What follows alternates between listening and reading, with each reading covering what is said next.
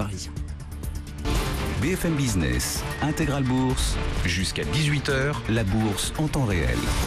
Et on prend tout de suite la direction de New York pour retrouver sur place Grégory Volokin, président de Mescard Financial Services. Bonjour Grégory, merci d'être avec nous. Je rappelle au passage que nous avons seulement 5 heures de décalage pendant 2 semaines avec la côte est des États-Unis. Vous êtes déjà passé à l'heure d'été aux États-Unis, Grégory. Nous passerons en France à l'heure d'été le week-end du 24-25 mars. Voilà qui est dit. Donc tout se décale d'une heure, évidemment, la publication des statistiques. L'ouverture du marché américain qui ouvre donc heure française à 14h30. Pendant ces 2 prochaines semaines. Grégory, quelle est l'ambiance du lundi matin là chez vous à New York? On sort d'une bonne semaine de reprise sur les actions américaines. Bon rapport sur l'emploi vendredi. On voit un marché américain un peu partagé entre le Dow Jones qui baisse et le Nasdaq qui progresse. Oui, mais je dirais qu'il n'y a pas vraiment de tendance. Si on regarde pourquoi ces indices, comme vous le mentionnez, bougent, c'est par exemple Intel qui pèse un peu dans le Dow Jones, puisqu'il y avait une rumeur que Intel serait intéressé à racheter Broadcom. Ça semble absolument absurde. Donc c'est quelque chose qui ne va pas être très long sur la table. Il y a aussi Boeing qui baisse un peu à cause des tarifs sur l'acier. Je dirais c'est des histoires un peu particulières, mais en fait tout ce qu'on peut dire c'est que il n'y a pas vraiment de tendance. Et quand on dit il n'y a pas de tendance après la hausse qu'on a eue la semaine dernière, c'est déjà plutôt positif. Il y a quand même une tendance, c'est la tendance des techs, Grégory. Enfin, elle n'est pas nouvelle, mais c'est vrai que l'indice qui a retrouvé ses sommets historiques, c'est pas le Dow Jones, c'est pas le S&P 500, c'est le Nasdaq Composite, le Nasdaq 100, l'indice des grandes valeurs technologiques. Et à ce sujet, on voit peut-être 2 introductions en bourse importantes qui sont en train de se préparer aux États-Unis. Alors il y a quelques jours, quelques semaines, on parlait de l'arrivée prochaine de Spotify dans la musique en ligne, prochainement sur le marché américain. Et puis là, c'est Dropbox dans le stockage de données dans le cloud qui est en train d'avancer visiblement assez précisément sur son parcours d'introduction en bourse, Grégory. Que vous inspirent ces 2 histoires-là? D'abord, c'est le fait qu'elles s'introduisent maintenant en bourse ou très prochainement. Pourquoi ? C'est certain que pour des compagnies dans le secteur lié à la technologie, de voir un nouveau record tous les jours sur le Nasdaq, ça ne fait que leur donner envie de participer à cette hausse. Donc ça, c'est la première chose. La deuxième chose, quand même, pour revenir sur ce que vous mentionnez, la hausse des indices technologiques, quand vous regardez un peu ce fameux Nasdaq, une fois de plus, et c'est pas du tout une critique, mais il est emmené par quoi? Par Amazon, par Google, par les fameux FANG.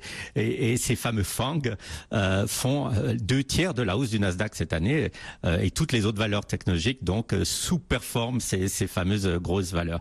Pour revenir à Box, ce qu'on peut dire, Dropbox, ce qui est intéressant en fait, c'est que le dernier gros tour de table qu'ils ont fait il y a 2 ans valorisait la compagnie à $10 milliards.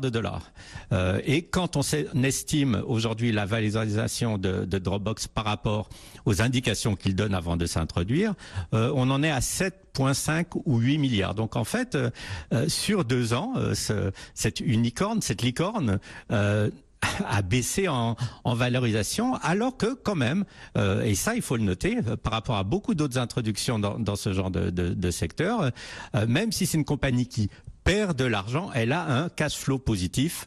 C'est quand même quelque chose à noter. Alors, est-ce que ça va vraiment exciter tellement les investisseurs de Dropbox? Il faut surtout réfléchir à une chose. Qui sont les concurrents de Dropbox sur le storage?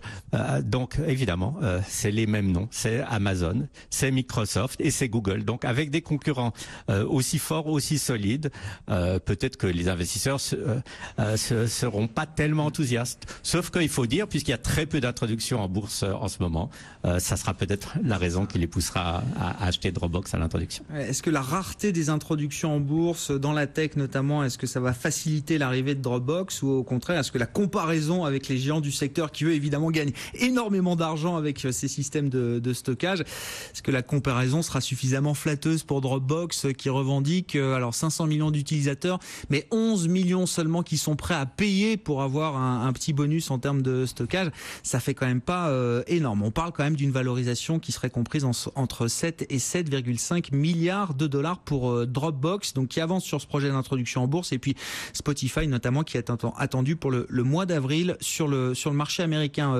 Grégory, un mot peut-être, on parlait de Microsoft, on citait Microsoft évidemment dans le storage, dans le stockage de données.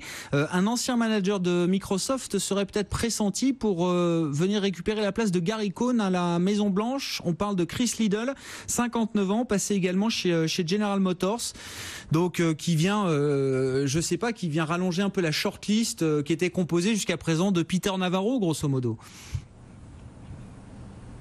Oui, je dirais que c'est relativement encourageant, ou en tout cas pour les marchés, parce que comme vous le dites, si on regarde la biographie de Christopher Liddle, en étant le responsable des finances de Microsoft pendant longtemps, plusieurs années, en étant responsable des finances de General Motors pendant que General Motors sortait de Chapter 11, donc sortait de sa faillite et se réintroduisait sur les marchés, il faut croire qu'il a fait quand même un bon travail. C'est quelqu'un qui est vraiment respecté au niveau financier. Mais surtout, ce qu'il faut dire, je pense que ça serait un signe quand même positif d'avoir quelqu'un qui vient de l'industrie comme remplacement de Gary Cohn, qui lui était purement quelqu'un qui venait des marchés financiers. On peut dire quand même qu'en venant de l'industrie, peut-être que Lidl sera un peu plus protectionniste que les marchés le désireraient, comparé justement à quelqu'un qui vient des marchés financiers. Mais enfin, disons par rapport à l'autre possibilité qui était évoquée, Peter Navarro, qui lui, alors vraiment, je pense, effraierait beaucoup de monde. Christopher Liddle serait un choix qui calmerait un peu les esprits. Bon, on surveillera ça du côté de la Maison Blanche. Un mot, puisqu'on parle des marchés financiers, de Gary Cohn, ex-Goldman Sachs. La transition aussi qui est en train de se préparer du côté de Goldman Sachs. Grégory, la succession du PDG actuel, Lloyd Blankfein, ça vous intéresse pas plus que ça ? Personnellement, pas beaucoup. Ce qu'il faut dire, c'est qu'évidemment, c'est une question assez importante puisque c'est une grande banque. Et ce qu'on voit, c'est qu'il y a une lutte vraiment de pouvoir au sommet, puisqu'il y avait deux coprésidents, Harvey Schwartz et David Solomon. Avant, il y avait un coprésident, c'était qui? C'était Gary Cohn. Donc Gary Cohn a rejoint la Maison Blanche. Il restait comme numéro 2 en fait de Goldman, Harvey Schwartz et Solomon. Et là, Harvey Schwartz prend sa retraite. Alors évidemment qu'on prend pas sa retraite si on travaille chez Goldman Sachs et qu'on gagne 200 millions de dollars par année. On vous pousse à la retraite. Donc on peut dire qu'on a poussé à la retraite Harvey Schwartz. C'est peut-être une petite révolution de palais, mais en fait Solomon est quelqu'un qui a fait toute sa carrière, 30 ans chez Goldman, et qui est tout à fait dans la lignée d'un Blankfein. Donc je dirais si ça m'intéresse pas tellement, c'est que c'est pas vraiment si ce choix s'avérait définitif comme successeur au CEO actuel, c'est pas vraiment porteur de révolution ni de nouveauté. Non, mais je me demandais quand même, parce que c'est intéressant, hein, il y a toujours eu, alors historiquement Goldman Sachs est une banque d'affaires, évidemment c'est très fortement développé dans le trading et dans le courtage ces dernières années, sous l'impulsion notamment d'un Lloyd Blankfein qui vient du courtage. Hank Paulson venait du courtage également, et là visiblement David Solomon, lui, vient de la banque d'affaires, hein. C'est un pur banquier d'affaires qui était chez Bear Stearns même, je crois, avant d'être chez Goldman Sachs. Et je me demandais, est-ce que ça nous dit quand même quelque chose du profil ou de l'évolution stratégique quand même aujourd'hui qu'il y a chez Goldman Sachs entre ces deux grands métiers, le métier historique de banque d'affaires et le métier un peu plus nouveau, on va dire, de trader? Oui, je pense que c'est quelque chose qu'on peut dire, évidemment.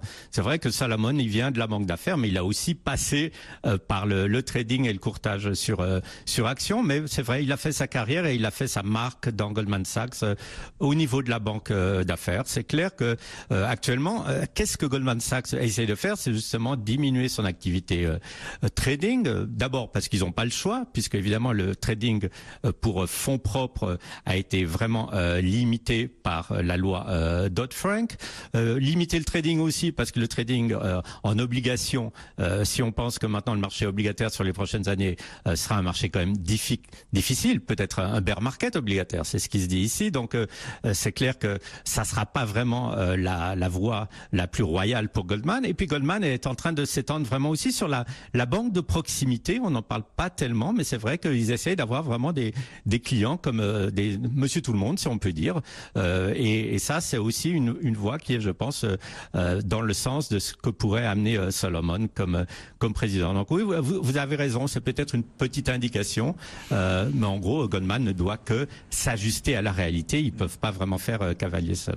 Merci beaucoup Grégory, merci d'avoir été avec nous. Tous les jours on vous retrouve pour commenter l'actualité des marchés. Vue de Wall Street, Grégory Volokin, le président de Mescard Financial Services à New York. Deux invités avec nous pour évoquer